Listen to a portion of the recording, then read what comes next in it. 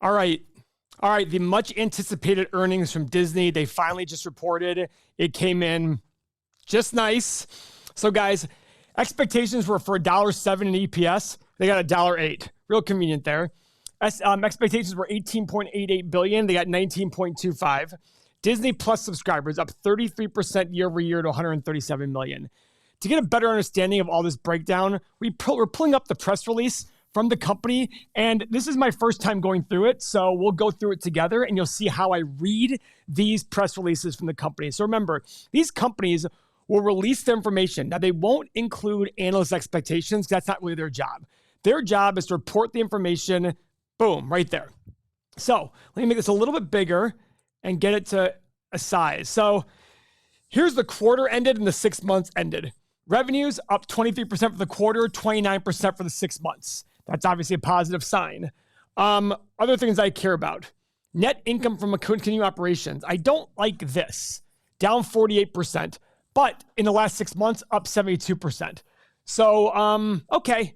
This is all part of a story you have to tell yourself. Not one thing is going to tell you no or yes. Free cash flow. Free cash flow up 10% here. And obviously here, it's a little bit different because the 6 months ending were both negative. So you can't really have a better negative or whatever it is. So far in that regard, guys, the biggest number people were looking for was probably Disney Plus, and they grew by 33%. Streaming is the big thing right now.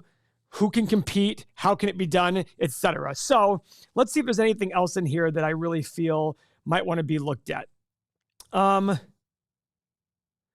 So in the quarter alone, they added 7.9 million Disney Plus subscribers, but they're up 37 million, or 33%, 33 million in the last 1 year. So they gained 7.9 million. One thing I'd want to ask, how many of those were actual paying? Is that paying or is that total subscribe? Because I know when I sign up for something, sometimes I get Disney Plus for 3 or 4 months for free, etc. But again, not a big deal. Scrolling down a little bit, they have their segments. And looking at the segment results, let's see here.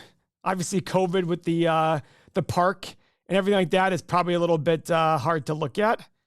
Let's see here. So right here, Disney Media and Entertainment, 9% increase. Disney Parks, Experiences, and Products, look at this, over 100% increase from 3.2 billion to 6.6. Why? Obviously, people were just getting back off COVID last year, etc.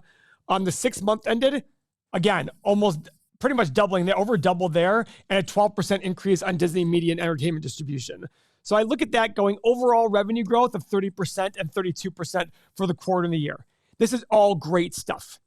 Remember though, just like when I did the video about Peloton and when I do Carnival Cruise Line and all these things, they were shut down. So these big jumps were expected when coming from a shutdown.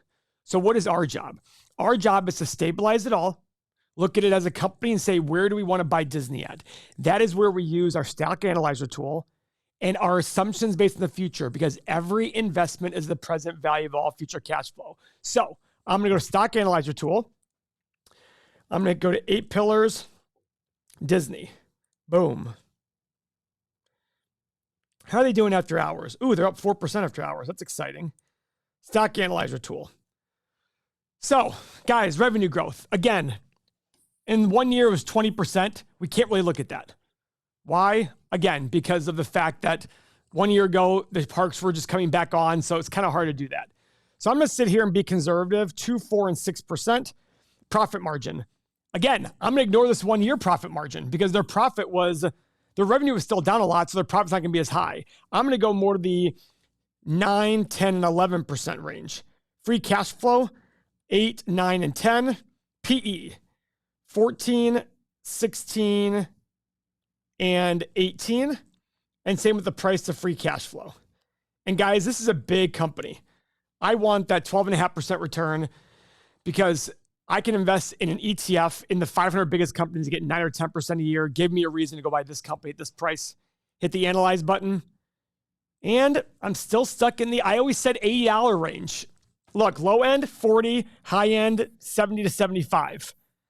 Guys, you might sit there and say, come on, Paul. These companies won't sell for that.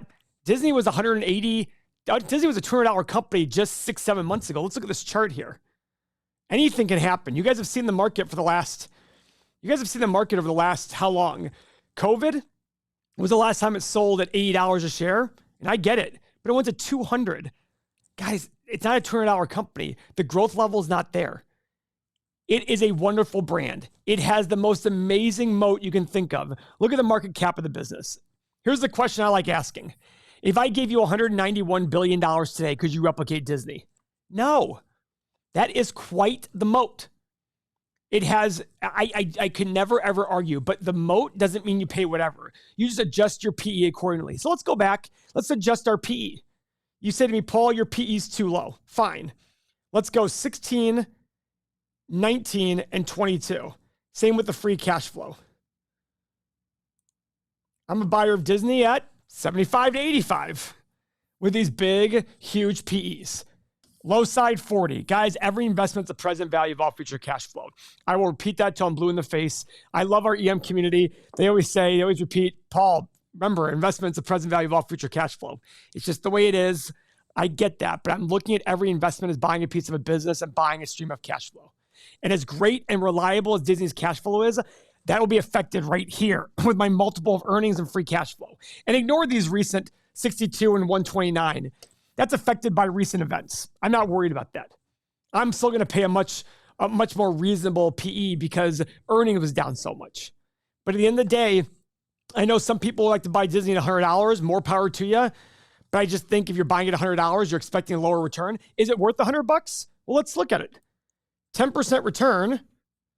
And going back to our 14, 16, 18. And remember, 10% return is about what the company's worth. All right, 80, 90 bucks. On the high side, I still prefer to buy not on the high side. That's my personal opinion. I'm willing to wait a little bit longer to buy the company at a better price. And if you are okay with that, go for it. I'm just going to sell puts at a much lower price and wait. I can be patient. I see the market where it's going. I don't need to rush into this. I'd rather start accumulating shares at a much lower price than today. People thought I was crazy at 200. Now we're looking at it and we're excited because it's 109. That's almost a 50% drop after they just beat earnings and revenue. I just look at that saying, guys, you have to make a decision for yourself, but following the right process, you'll do well over long periods of time. Thank you very much.